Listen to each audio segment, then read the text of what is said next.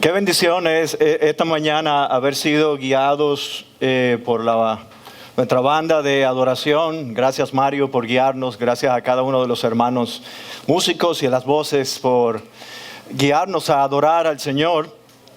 Sean todos bienvenidos esta mañana, los que nos visitan por primera vez o segunda vez. Bienvenidos los hermanos de Gospel Hope en medio nuestro. Para nosotros un gozo reunirnos esta mañana para adorar a nuestro Dios. Y hay una sola razón para eso, o debido a eso. Es que Cristo se levantó de entre los muertos. Él se levantó victorioso. Y hoy, esa es la razón que nos lleva a reunirnos alrededor de su palabra para escuchar lo que Él tiene que decirnos a nosotros. En la mañana de hoy, quiero invitarles a que abran sus Biblias en Nehemías capítulo 13. ¿Y ustedes saben lo que es como caña para el ingenio? Tenemos que darle como caña para el ingenio. Si hay alguno aquí que no es dominicano, posiblemente no va a entender eso. Yo soy cubano y lo entendí un poco. Mi esposa dominicana me lo explicó un poco. Así como otras frases que yo no entiendo. Por ejemplo, hambre que espera hartura no es hambre. Yo todavía no lo entiendo. Pero, nada. Esta mañana, como están viendo en la pantalla, nosotros estaremos predicando bajo el título Radicales, avanzando el reino. Radicales, avanzando el reino. Y yo les invito a que tomemos un momento para orar. Señor, queremos darte gracias. Hemos cantado, te hemos alabado, hemos recordado en esas canciones quién tú eres y lo que has hecho por nosotros en Cristo. Y hemos cantado esta última canción, Guíanos a la cruz. Y eso queremos pedirte ahora, que nos guíes a la cruz, para que veamos a Cristo y solo a Él y la necesidad que tenemos de Él para vivir nuestra vida cristiana. Gracias por tu palabra, que fue inspirada por tu Espíritu. Aplícala a nuestros corazones. Señor, que nosotros hoy podamos recordar que debemos vivir vidas sensibles espiritualmente hablando, radicales, Señor, para avanzar el reino. Pero ciertamente, cuando veamos este pasaje, nos daremos cuenta que todos nosotros no llenamos la medida para poder vivir de esa manera. Solo uno la llenó, Cristo, y solo Él. Y es amparados en su perfecta justicia que esta mañana nos exponemos a tu palabra y te rogamos que ella haga la obra para la cual tú la has enviado. Edifica tu iglesia, y si quieres esta mañana salvar a alguien que está aquí hoy sin Cristo, hazlo. Te lo pedimos en su nombre. Amén.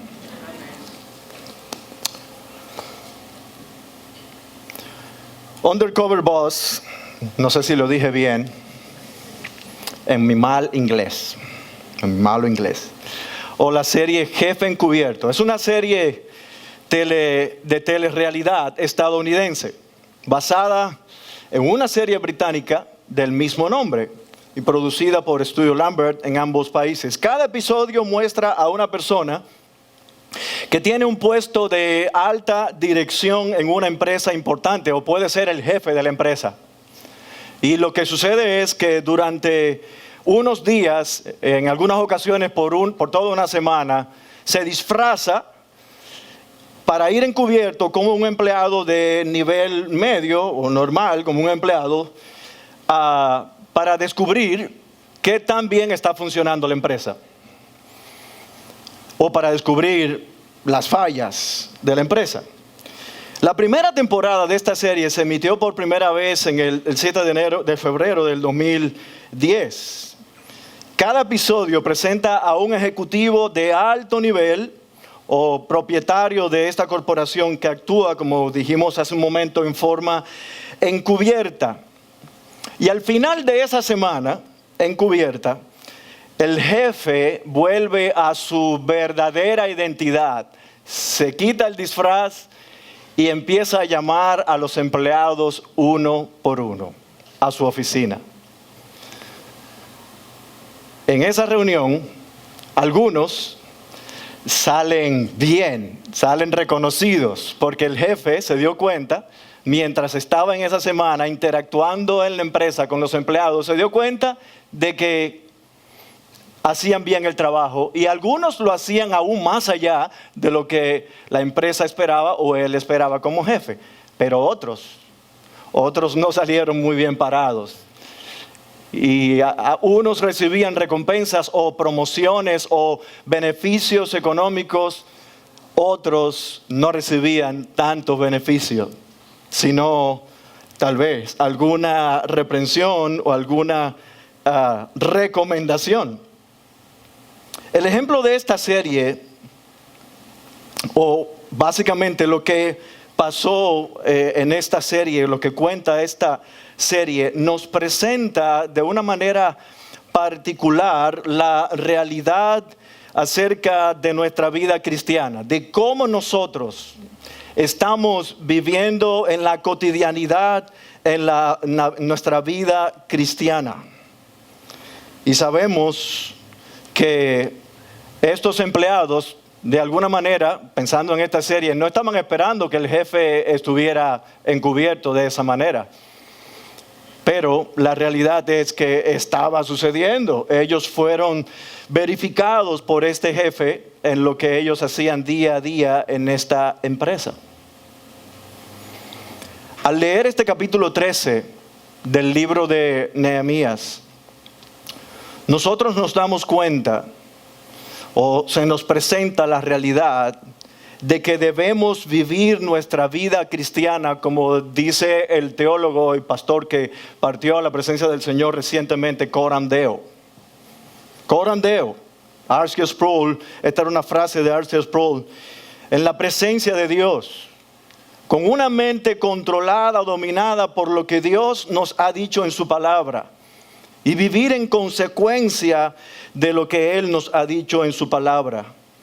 Pero también vemos en este capítulo 13, recordamos a través de lo que vemos en este capítulo 13, que no el piadoso Nehemías, no el pueblo de Israel, ciertamente nos daremos cuenta de que solamente Cristo llena la medida de Dios. Solamente Cristo llena la medida de la justicia de Dios. Es Él, solamente Él. Y en este pasaje que veremos hoy, con el que terminaremos nuestra serie Edificando para el Reino, veremos cómo el pueblo de Dios en Jerusalén le pasó exactamente esto. Dejaron a un lado su pacto, su compromiso, su deber como cristiano, la obediencia a la palabra de Dios, su pacto con Dios, y dejaron de vivir en consecuencia a ese pacto. En ausencia del líder Nehemías, el pueblo dejó el pacto. Llegó Nehemías y los agarró literalmente, como decimos en buen dominicano, asando batata. ¿Te han agarrado asando batata alguna vez? Ese es otro dicho dominicano y me aprendí aquí. Mis padres en algunos momentos me agarraron asando batata. O sea, haciendo lo que yo no debía estar haciendo. ¿Te ha pasado así? Yo veo algunas cabezas diciendo así. Sí. En este libro de Nehemías, nosotros hemos podido ver cómo Dios, bajo el liderazgo del sacerdote Esdras y del mismo Nehemías como gobernador, el pueblo es llevado de vuelta a la obediencia a la palabra de Dios, apartándose de los pecados por lo que en el pasado ellos habían llevado cautivos, primero a Asiria, las 10 tribus y media del norte, por los pecados precisamente que son confrontados en este libro de Nehemías. Luego, años después, en la historia del Antiguo Testamento, vemos como las 2 tribus y media del sur fueron llevadas cautivas también por esos pecados a Babilonia. Y fueron llevados al exilio. Y viene entonces este esta idea que trae el libro de Nehemías, cómo Nehemías llega y empieza a hacer todas estas reformas religiosas, sociales en Jerusalén, con el pueblo de Israel en Jerusalén. Y cuando vemos en el capítulo 10 que nos predicó el pastor Manuel en la ocasión pasada, el pueblo hace un pacto con Dios, firma un pacto. ¿Saben cuántas firmas se recogieron para el pacto en esa ocasión? 84 firmas de las cabezas de familia. ¿Y qué sucedió como consecuencia de ese pacto? El pueblo avivó su vida espiritual. Dios trajo un avivamiento a la vida de el pueblo de Dios en Jerusalén. Y vemos en el capítulo 11, que no podemos ver en la mañana de hoy, cómo ese pueblo se dispone a repoblar Jerusalén y a la fiesta de dedicación de los muros que nos narra en el capítulo 12. Y vemos una algarabía en el pueblo de Israel. Y el versículo 43 del capítulo 12 se nos dice que el regocijo del pueblo en Jerusalén se oía desde lejos. Era tanto el gozo del pueblo de Dios, o del pueblo en Jerusalén, que se oía desde lejos la celebración que ellos estaban llevando a cabo en Jerusalén, la dedicación de los muros. Es necesario decir entonces que este periodo, esto que vamos a ver en el capítulo 13, vendría siendo como el segundo periodo del gobierno de Nehemías. En los capítulos del 1 al 12 vemos lo que fue el primer periodo de Nehemías como gobernador en Jerusalén. Este capítulo 13 nos muestra este segundo periodo de Nehemías. En Nehemías capítulo 5, versículo 14, se nos dice, Nehemías nos dice que este periodo comprendía desde el año 20 al año 32 del rey persa Artajerjes. En ese momento él regresa a Susa, la capital del imperio persa, y entonces viene este evento que veremos hoy, cuando Nehemías regresa de Susa y encuentra al pueblo en las condiciones en las que se encuentra, alejados del pacto. Se alejan del pacto. Es evidente que la dureza del corazón de este pueblo se ve en las páginas de este capítulo, de estos capítulos y de manera particular de este capítulo 13. Pero si somos honestos, en muchas ocasiones nos pasa eso también a nosotros hoy como creyentes. Tenemos etapas de hermosas experiencias espirituales y Dios en su gracia nos visita, Dios en su gracia nos bendice, Dios en su gracia nos aviva. En muchas ocasiones nos exponemos a la palabra del Señor y Dios trae un nuevo avivamiento en nuestro corazón, un nuevo avivamiento espiritual. Pero viene la semana siguiente, o viene las siguientes semanas, el siguiente mes, los siguientes días, y a nosotros se nos olvida eso que escuchamos y nos alejamos de ese avivamiento espiritual, y nos sucede como alguien definiera, nos vemos viviendo bajo una bulimia espiritual. Una bulimia espiritual. De lo que nos llenamos de la palabra, entonces lo vomitamos y nos quedamos entonces vacíos. Y nos apartamos de lo que una vez fuimos llenos y del propósito de Dios para nuestra vida. Alguien contaba que luego de los sucesos del 11 de septiembre, esto lo escuché recientemente, en el 2001, con los atentados de las Torres Gemelas en Nueva York y otros lugares, el récord de asistencia a las iglesias se disparó. Se disparó. Pero oiga esto, un año después, el récord de asistencia empezó a bajar. Y esto nos muestra una realidad.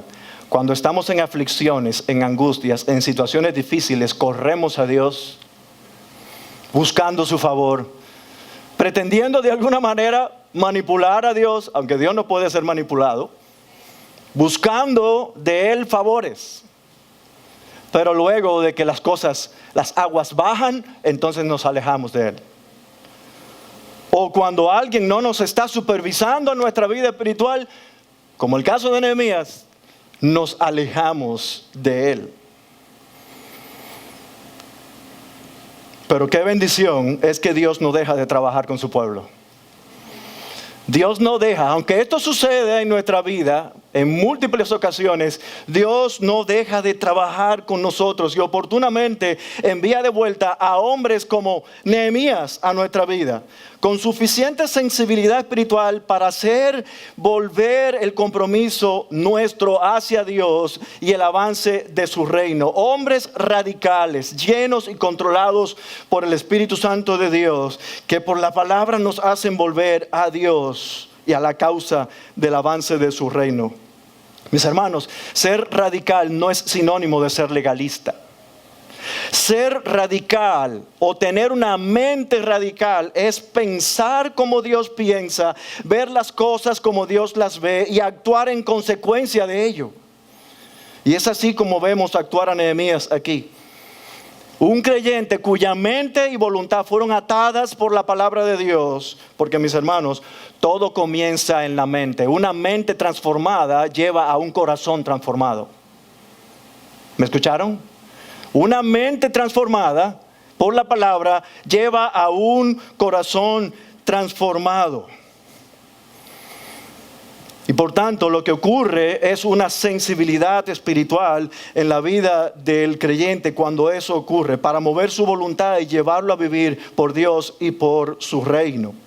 De una manera radical, siendo radicales, avanzando el reino. Este texto nos lleva a esta proposición que quiero dejar en sus mentes, a esta verdad. La sensibilidad espiritual es de suma importancia para velar y actuar por el avance del reino de Dios. Pero, ¿cómo vemos esto en este capítulo 13 de Nehemías? Bueno, vemos en el creyente Nehemías cómo el creyente Nehemías identifica obstáculos para ese avance del reino en el pueblo de Dios y toma él medidas entonces radicales para el avance del reino de Dios.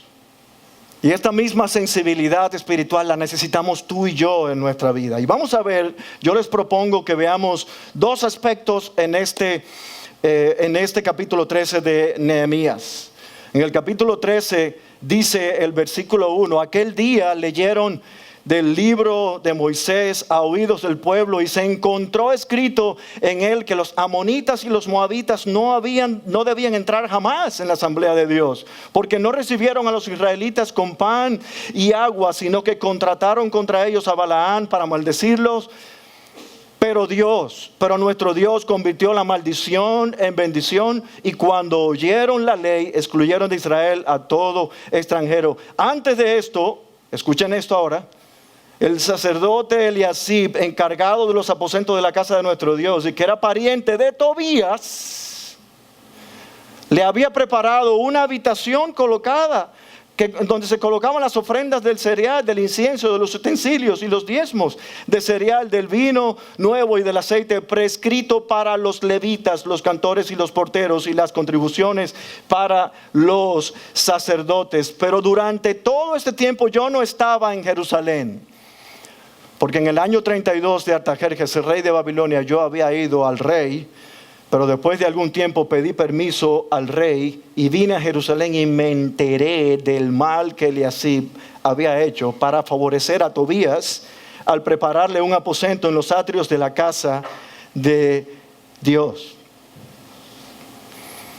Durante la ausencia de Nehemías, probablemente en un periodo de unos meses o de 2 años, ocurrieron ciertas cosas que hicieron alejar al pueblo de Dios y no solo detener el avance del reino, sino retroceder en su vida espiritual. Y es cuando Nehemías llega a Jerusalén y él hace varios descubrimientos, como veremos hoy, que le llevaron a él a tomar medidas radicales. De modo que se cumple el dicho, cuando el gato no está en casa, los ratones están de fiesta. El pasaje comienza con el evento de la lectura de la palabra de Dios. como muy probablemente se hacía, como llegó a ser una costumbre y se hacía cada cierto tiempo esta lectura de la palabra de Dios. Y este evento ocurrió providencialmente con la llegada de Nehemías desde Susa, la cual marcó la pauta de los eventos que sucedieron en este capítulo 13 más adelante. Así que al leer entonces en el libro de la ley de Moisés, como se menciona en el capítulo 1, se recuerda que el pueblo de Dios nunca debía admitir a los amonitas y a los moabitas dentro del templo y en comunión con ellos. Nunca debían tener compañerismo o parentesco con naciones paganas como estas que se mencionan aquí en Deuteronomio capítulo 23, versículo 3 al 6. Dios les recuerda al pueblo y les dice al pueblo que precisamente estas naciones debían ser excluidas. Nunca debían participar de la adoración, ni del templo, ni de la vida espiritual, ni la vida del pueblo de Israel. ¿Quiénes fueron estos amonitas y moabitas? Bueno, en el capítulo nos dice que fueron dos naciones que mientras el pueblo de Israel iba camino a la tierra prometida, ellos no solamente no les permitieron pasar libremente por su tierra, sino que no fueron hospitalarios con ellos en medio del desierto. No proveyeron para ellos ayuda, agua, comida. Ellos les subieron los vidrios a Israel. No queremos saber de ti. Ellos no querían saber de Israel. Ellos no fueron solidarios con Israel. Y encima de eso contrataron a un falso profeta llamado Balaán para que los maldijera. Pero Dios en su obrar soberano no hizo que Balaán lo bendijera una vez, 4 veces. 4 veces. Bendito sea el nombre del Señor. Él es soberano. Y sabemos que esto fue registrado en Números 22 al 24. Así que al leer lo que dice el versículo 13 nos dice que ocurre algo. Cuando leyeron esto en la palabra de Dios, se separaron de Israel a todos los mezclados con extranjeros. Y aquí encontramos el primer obstáculo. Vamos a ver con Nehemías el primer obstáculo. Se comprometieron con relaciones mundanas. Israel se comprometió con relaciones mundanas. Ellos dejaron a un lado el pacto familiar que ellos habían hecho. ¿Se acuerdan del sermón del pastor Manuel? Esto es una prueba, Manuel, para ver si atendieron a tu sermón el domingo pasado. Ellos dejaron el pacto, el compromiso familiar. Mira conmigo lo que dice el versículo 4. Antes de esto, el sacerdote Eliasib, encargado de los aposentos de la casa de nuestro Dios, y que era pariente de Tobías. A Tobías se le reconoce en el libro de Nehemías como el siervo amonita. Era parte de la triada. ¿Se acuerdan de Tobías, Gesén el árabe y Sanbalat? Eran la triada en contra de Nehemías y del pueblo de Dios y de Dios mismo. Hay alguien despierto ahí en el público. Sanbalat. Pero miren lo que dice el versículo 23. Vean conmigo en el capítulo 13. En aquellos días también vi a judíos que se habían casado con mujeres asdoditas, amonitas y moabitas. De sus hijos, la mitad hablaban la lengua de Asdod y ninguno de ellos podía hablar la lengua de Judá, sino la lengua de su propio pueblo. No sé si tú te diste cuenta de la gravedad de lo que está pasando aquí. Un líder espiritual, el sacerdote llamado Eliasib, quien se suponía que debía marcar el ritmo espiritual del pueblo en la adoración, se emparentó con Tobías, el siervo amonita, uno de los archienemigos de Nehemías, de los judíos y de Dios mismo, como acabo de decir. Y por eso no es de extrañar que muchos más en el pueblo tomaran para ellos mujeres de Asdod, de Amón y de Moab, como lo dice el versículo 23. Bueno, si el líder mío hace esto, eso quiere decir que yo lo puedo hacer. Si el líder lo hace, yo puedo seguir sus pasos. Aquí hay algo muy importante para el liderazgo en medio del pueblo de Dios. Aunque el líder no es el Mesías, aunque no somos Cristo, estamos llenos de fallas.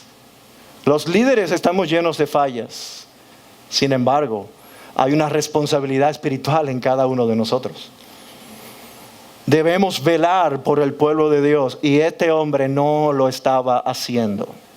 Para nada, estaba yendo en vía contraria. Pero miren el segundo obstáculo que encontró Nehemías. Dejaron de proveer para la obra de Dios. El sustento de los levitas y sacerdotes fue abandonado. Ellos olvidaron el compromiso de proveer para la obra de Dios y para los siervos. Miren el versículo 10. También descubrí que las porciones de los levitas no se les habían dado, por lo que los levitas y los cantores que hacían el servicio se habían ido cada uno a su campo. ¿A qué? A trabajar para el sustento. El abandono de los levitas del templo fue tan grande que ellos tuvieron que ir a buscarse la vida, tuvieron que ir a buscar trabajo, a trabajar la tierra para poder sustentarse. Cuando estaba muy claro en la ley de Moisés, y lo vemos en el capítulo 18 de Números, versículos 8 al 20, que para la tribu de Leví, descendientes de Aarón, debían apartarse porciones para su servicio y sustento, de modo que esto también fue dejado a un lado. Esto lo encontró Nehemías.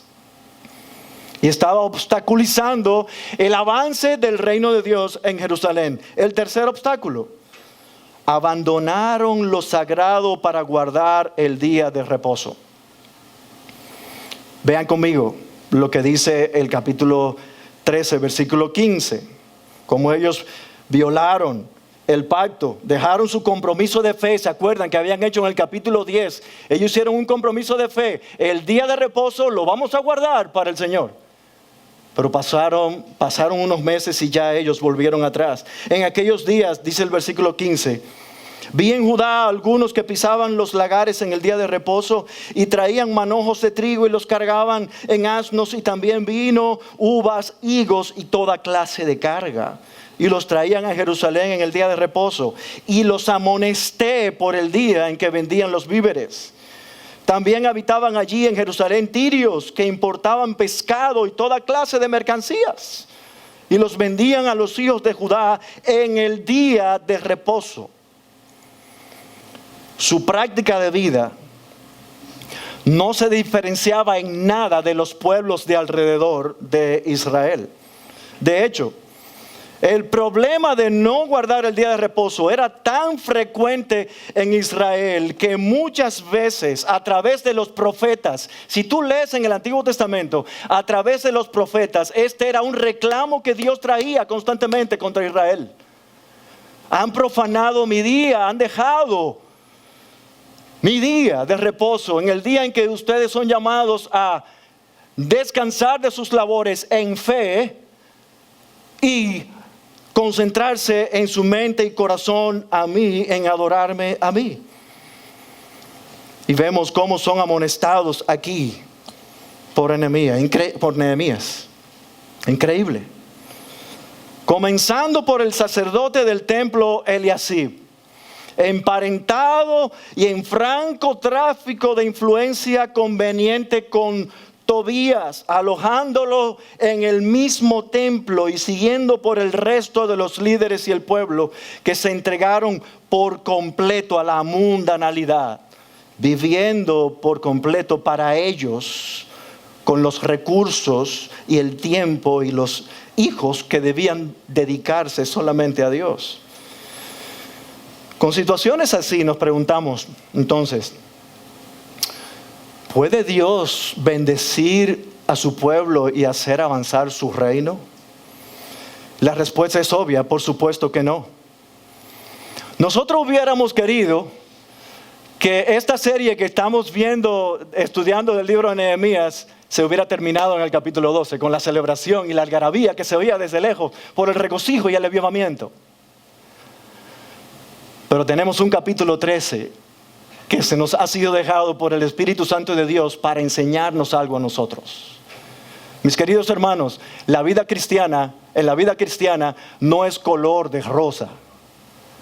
Hay obstáculos que se van a presentar para que el reino de Dios avance en tu vida y por medio de ti con la obra de Dios que Él nos ha encomendado en este mundo.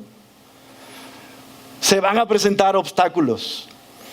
No creas la mentira que cuando tú viniste a Cristo todas las cosas se iban a resolver. No, ahí es que empieza la pela. Porque mientras tú estás en el mundo, tú estás en el mundo. No hay problema. Pero cuando tú estás en Cristo, tú y yo somos llamados a vivir contracorriente. Y van a venir obstáculos para tu vida cristiana y para la mía. Y el retroceso y el estancamiento espiritual es directamente proporcional a las prácticas pecaminosas de un creyente. ¿Escuchaste eso?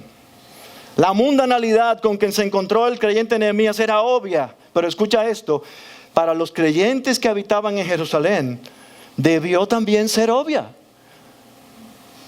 Debió también ser obvia, pero no fue así. Su declive espiritual no vino de la noche a la mañana. Poco a poco ellos dejaron de atesorar a Dios y todo lo que Él significaba para ellos. Él dejó de estar en el centro de sus corazones, siendo reemplazado por otros dioses falsos, por ídolos vanos en sus corazones. Porque cada una de esas prácticas en las que ellos estaban involucrados mostraban algo. Ya Dios no había sido removido del centro de sus vidas. Y si no está Dios, está alguien más. Estaban ellos, y segundo ellos, y después ellos. Sus propios intereses. ¿En qué? En su tiempo, en su dinero, en su familia y en todas las áreas de su vida.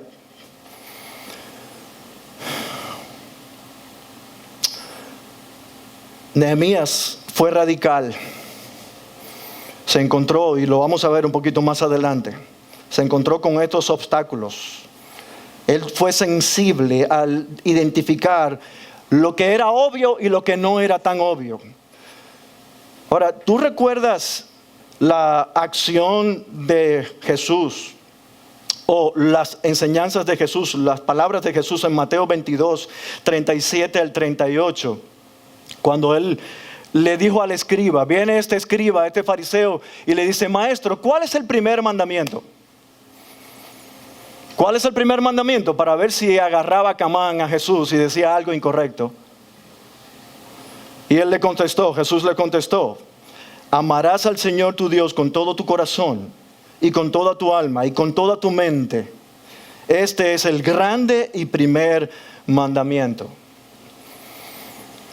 Elise Fitzpatrick, en su libro Ídolos del Corazón, dice lo siguiente: para mí uno de los mandamientos más escalofriantes se encuentra en Mateo 22, 37 al 38. Tan pronto como me detengo a reflexionar en ese mandamiento, comienzo a ponerme incómoda y debo preguntarme: ¿lo amo con todo mi ser? ¿O hay otros amores en mi corazón que gritan por tener mi atención? La idolatría tiene que ver con el amor. Por tal razón, este es el pecado más continuamente tratado en toda la Escritura. Mis hermanos, hay una parte importante que menciona aquí en el libro, en Mateo capítulo 22, en estas palabras que él le dice a este escriba, una parte importante. Somos llamados a amar a Dios con toda nuestra mente. Una mente iluminada espiritualmente por el Espíritu Santo, conociendo quién es Dios y su obra a favor nuestro con las verdades de su palabra, es la manera de ser verdaderamente sensible para detectar dónde está el pecado y diferenciar la verdad del error. Es por eso que Pablo oraba por los efesios, como lo dice en Efesios 1, 16 al 18. No ceso de dar gracias por ustedes, mencionándolos en mis oraciones. Pido que el Dios de nuestro Señor Jesucristo, el Padre de gloria, les dé espíritu de sabiduría y de revelación en un mejor conocimiento de Él. Mi oración es que los ojos de su corazón les sean iluminados, para que sepan cuál es la esperanza de su llamamiento, cuáles son las riquezas de la gloria de su herencia en los santos. Todo lo que tenemos en Cristo jamás podrá compararse con los ídolos de este mundo. Jamás. Mis hermanos, desde que el Evangelio de Cristo nos salvó, la Biblia dice que nosotros tenemos la mente de Cristo. La mente de Cristo. Y nuestra comprensión de lo que tenemos en Cristo nos ayudará no solamente a establecer las prioridades en nuestra vida y detectar los obstáculos que impiden el avance de Dios en tu vida y por medio de ti, incorporado a la iglesia local y más allá hacia donde el Señor te está llamando a ir.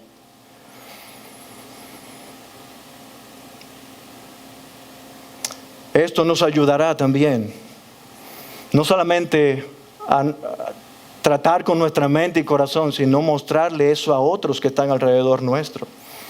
Y es por eso que debemos velar los unos por los otros como consejeros espirituales. Esa es la premisa de Pablo en Gálatas 6:1. Hermanos, aun si alguien es sorprendido en alguna falta, ustedes que son espirituales, restáurenlo en un espíritu de mansedumbre, mirándote a ti mismo, no sea que tú también seas tentado.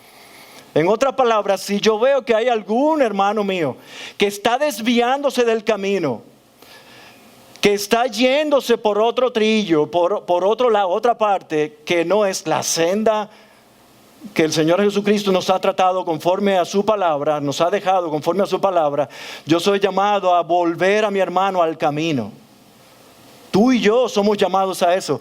Y eso fue lo que hizo Nehemías aquí, en este capítulo 13, detectó los obstáculos e hizo algo. Mi hermano y mi hermana, pregunta, habiendo visto esto, en estos obstáculos, yo te pregunto y me hago la misma pregunta a mí mismo, ¿es Cristo y su reino una prioridad para ti en tu vida? ¿O tú tienes otros amores? La idolatría bien puede estar ligada a algún área de tu vida y mi vida. Y tal vez has escuchado esto tantas veces y ojalá el día de hoy tú no veas esto como algo trivial y como algo que tú has escuchado tantas veces, pero analiza. La idolatría en tu vida pudiera verse tal vez con tu esposo o con tu esposa. Hijos, familia extendida, padres, estudios, intelectualismo, trabajo, finanzas, tiempo, diversión, descanso. O en el caso de los líderes, podría estar tal vez envuelto en muchas actividades. Tu preparación para predicar será un ídolo para ti. El púlpito será un ídolo para ti. La membresía de la iglesia será un ídolo para ti. Los ministerios se pueden constituir en un ídolo para cada uno de nosotros. De manera particular para los líderes. ¿Qué tan sensible eres tú para detectar estos obstáculos para que avance el reino de Dios en ti o en otros? Mis queridos hermanos, nuestro problema no es intelectual, sino moral. Es moral. Porque si lo que ya conocemos de lo que Dios nos ha dicho por su palabra sería suficiente para nosotros vivir una buena vida cristiana. Pero eso nos recuerda algo. Necesitamos vivir en dependencia del Espíritu Santo de Dios. Necesitamos tener una mente sensible a la palabra para detectar qué está pasando, qué está obstaculizando. Pero no solamente identifica los obstáculos, finalmente toma medidas. En esta parte que estaremos viendo a un Nehemías bien radical. Si algo tiene este capítulo 13, es la manera que presenta a Nehemías tomando medidas extremas, incluso hasta aplicando castigo físico. Yo no sé si tú leíste el capítulo entero de Nehemías 13. Señores, vemos a un Nehemías, como en buen dominicano he escuchado por ahí, super saiyajin. Le arrancó los cabellos a algunos. Vamos a verlo. Ojalá los pastores de esta iglesia nunca le arranquen los cabellos a nadie. Para mí va a ser muy difícil que me arranquen los cabellos.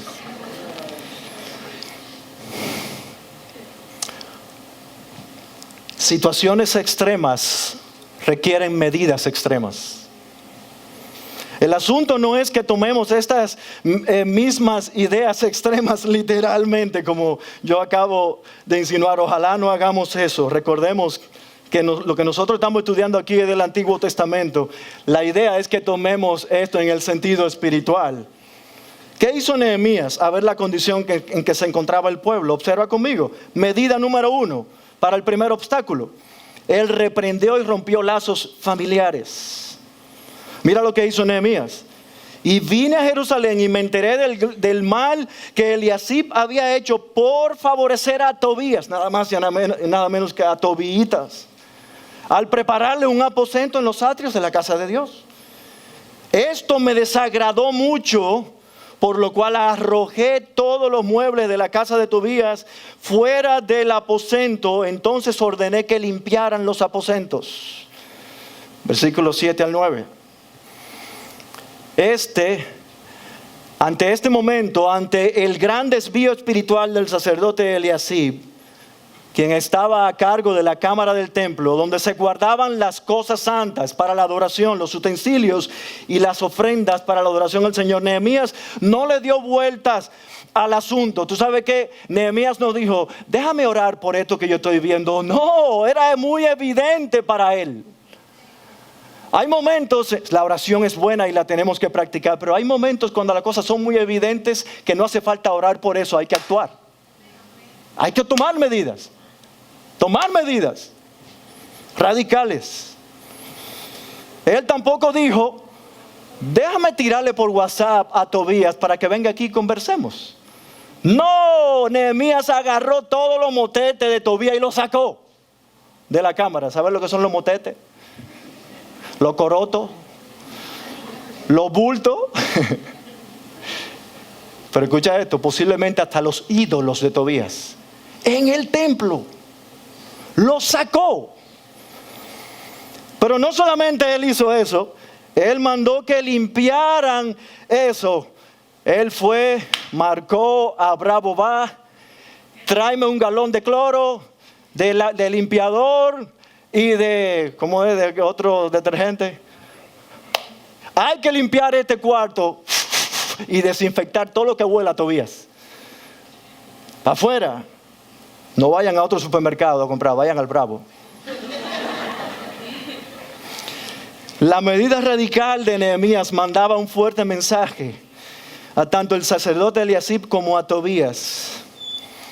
No había lugar para un amonita en la casa de Dios ni en la vida espiritual del pueblo de Dios en Jerusalén. No, definitivamente no. Pero en esa misma dirección, nota lo muy radical que fue Nehemías con los judíos que habían tomado mujeres de Asdod, de Amón y de Moab. Mira el versículo 25, aquí la cosa se pone buena. Así que los reprendí, los maldije, herí a alguno de ellos y les arranqué el cabello. Y les hice jurar por Dios, diciéndoles, no darán sus hijas a sus hijos, tampoco tomarán de sus hijas para sus hijos, ni para ustedes mismos. Yo no sé si tú te estás dando cuenta de las medidas radicales. ¿En qué se parecen estas medidas radicales de Nehemías a lo que hizo el Señor Jesucristo en el templo en Jerusalén? ¿Tú te acuerdas de lo que hizo Jesús? En Marcos capítulo 11, versículo 15 al 17, tenemos el evento de la limpieza del templo, que ocurrió, por cierto, en 2 ocasiones. Jesús se construye una cuerda para preparar un látigo y entra enérgicamente a sacar los mercaderes del templo. Y dice Marcos 11:17, y les enseñaba diciendo, no está escrito, mi casa será llamada casa de oración para todas las naciones, mas vosotros la habéis hecho cueva de ladrones. Mis hermanos, hay momentos para lo que nosotros pudiéramos llamar una ira o una indignación santa. Hay momentos para eso. Cuando el nombre y la persona de Dios es deshonrado. Y por supuesto, debemos tener cuidado de no dejarnos llevar en nombre de la justicia de Dios y el nombre santo de Dios para actuar pecaminosamente. y creernos también la última Coca-Cola en el desierto, y que jamás haríamos ese desvío o nos veríamos en ese desvío en que se vio fulanito o menganito. No, tú y yo podemos estar en su lugar perfectamente. Recuérdate de Gálatas, capítulo 6, versículo 1. Mírate a ti mismo, no sea que tú también seas tentado. Nunca digas, jamás yo no haré tal pecado. Tú no conoces tu corazón si tú dices algo así.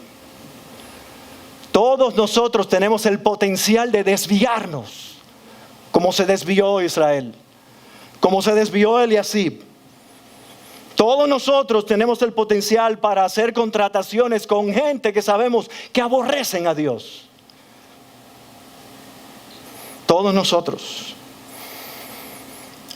Mis hermanos, en la medida en que crece nuestra relación con Dios y hay una cada vez más fuerte rechazo, habrá un cada vez más fuerte rechazo a lo pecaminoso. Hay momentos para reaccionar radicalmente y no reaccionamos muchas veces porque no nos percatamos de lo que está pasando en nuestra vida y alrededor nuestro, o porque a veces nos hacemos los locos y no nos queremos meter en problemas. Pasamos por alto lo que está pasando a nuestro alrededor y no nos involucramos en la vida de los demás, en lo que está pasando en la vida de los demás. Pero mira ahora el segundo obstáculo. La medida para el segundo obstáculo restauró la provisión para la adoración. Mira el versículo 9. Entonces ordené que limpiaran los aposentos y puse de nuevo allí los utensilios de la casa de Dios con las ofrendas del cereal y del incienso. Versículo 11. Reuní a los levitas y los restablecí en sus aposentos. Versículo 12. Todo Judá trajo el diezmo del cereal, del vino nuevo y del aceite a los almacenes. Otra vez. Se requería de alguien con convicciones firmes que actuara radicalmente para que restaurara la adoración y el servicio de los levitas otra vez en el templo y ellos volvieran a tener el sustento para sus familias. Recuerda, el pueblo había violado el pacto de dejar traer las ofrendas y diezmos al templo y necesitaban otra vez más volver a pensar bíblicamente acerca de los bienes que Dios les daba. Piensa en esto. Dios a ellos les había librado de la esclavitud. Ellos vinieron del cautiverio. Ellos habían sido restaurados otra vez en su tierra.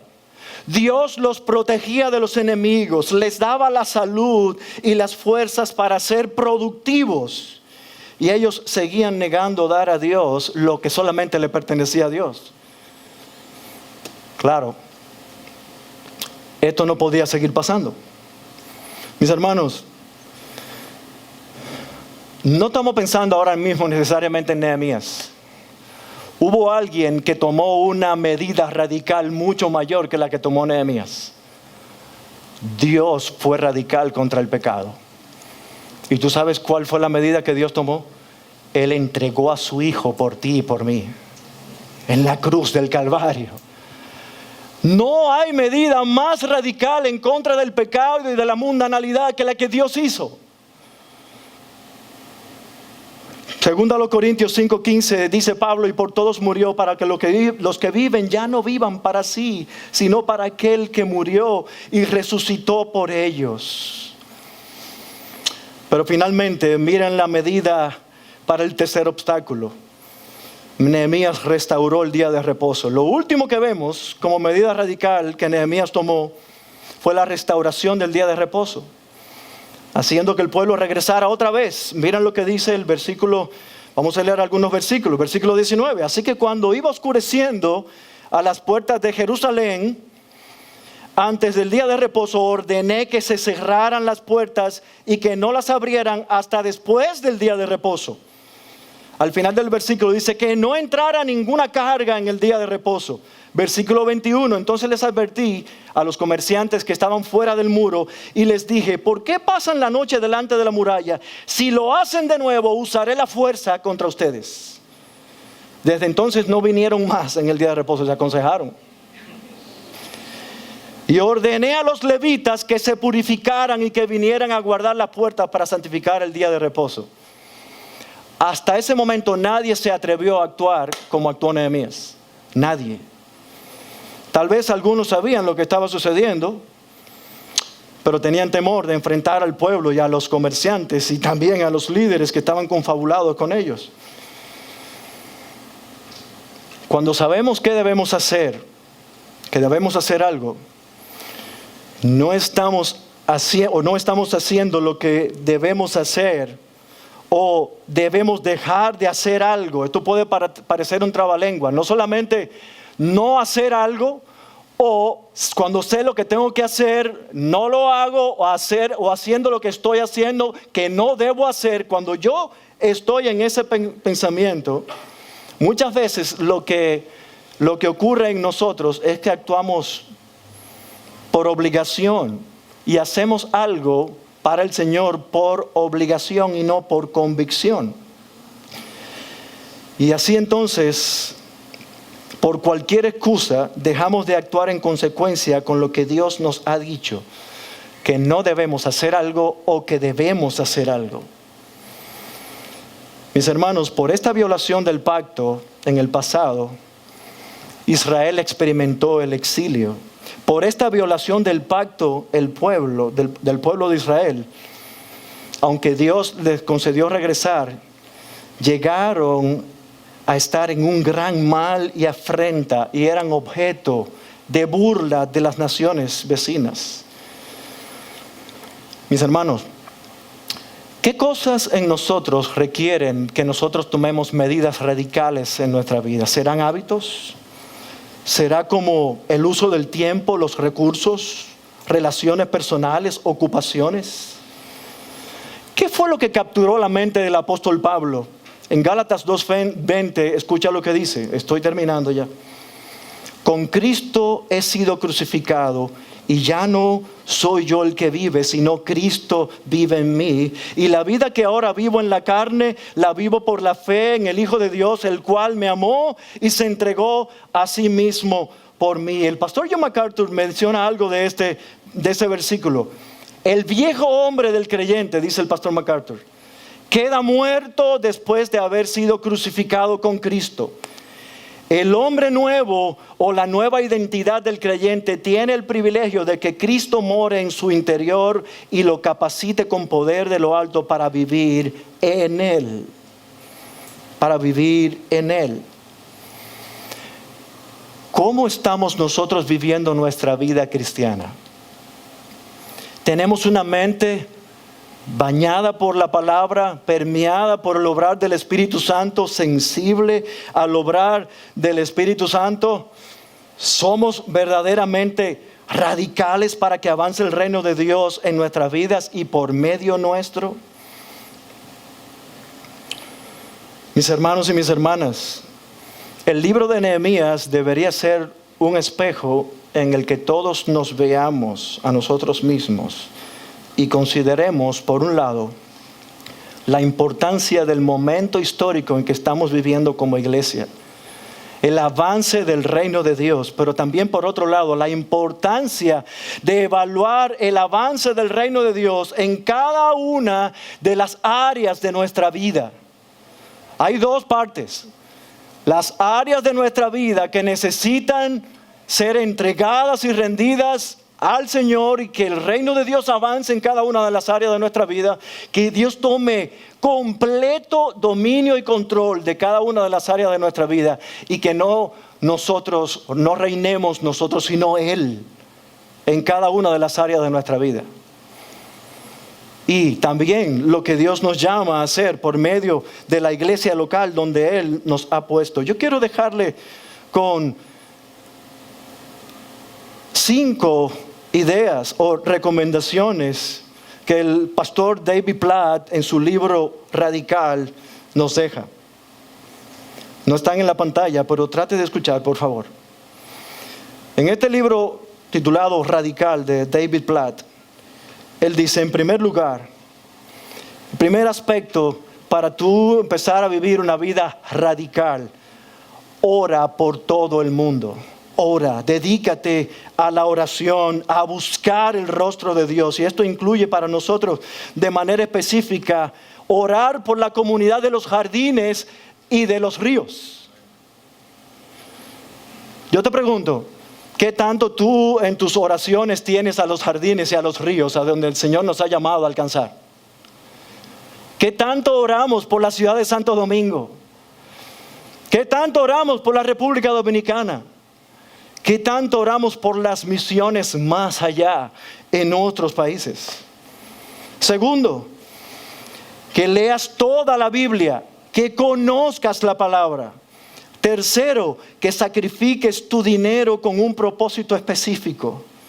Cuarto, que pases tiempo en otro contexto, y para nosotros sería el alcance comunitario. Y quinto, que comprometas tu vida con una comunidad que se multiplique, con esta iglesia local, en el discipulado, en guiar a otros a dar su siguiente paso espiritual. Mi pregunta es, habiendo visto este libro de Nehemías, aquel Señor te está llamando, que el Señor te habló a ti. Hay muchas áreas de mi vida en las que el Señor ministró mi corazón. Aquel Señor te está llamando. Vamos a orar. Señor, gracias por tu palabra. Esta mañana nosotros hemos visto en tu palabra al culminar esta serie del libro de Nehemías. En el capítulo 13 hemos visto por tu palabra, Señor, la necesidad que tenemos de tener sensibilidad espiritual para darnos cuenta de qué obstáculos están presentándose constantemente en nuestra vida para que tu reino avance. Y por medio nuestro también. Pero qué tan radicales nosotros debemos ser con el pecado, con la mundanalidad y con aquellas cosas que detienen tu reino en nosotros y por medio de nosotros. Te necesitamos de ti, Señor. Danos la mente de Cristo.